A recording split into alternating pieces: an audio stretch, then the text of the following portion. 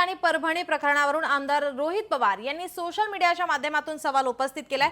बीड आणि परभणी दोन्ही प्रकरणामध्ये तपास एका पॉइंटला येऊन थांबलेला आहे। सरकार पुरावे नष्ट होण्याची वाट पाहत आहे का, असा सवाल रोहित पवार यांनी केलाय। तसेच विरोधकांचे फोन क्षणार्धात टॅप करू शकणाऱ्या यंत्रणेला आरोपीच्या मोबाईलचा साधा सीडीआर सुद्धा मिळत नाही, हे असा सवाल या ठिकाणी रोहित पवार यांनी केलाय। हे पोलीस यंत्रणेचे आणि गृहमंत्र्यांचे अपयश नाही का, असा सवाल रोहित पवार यांनी केलेला आहे।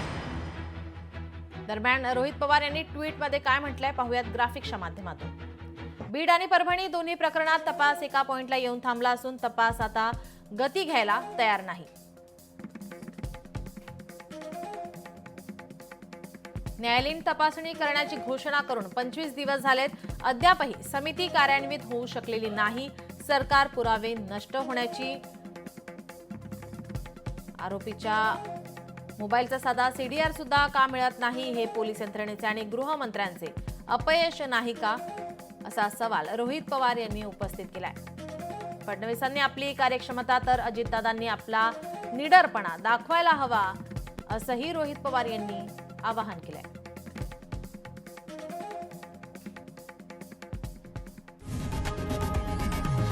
लोकशाही मराठी ऐका, पहा, जागरूक रहा।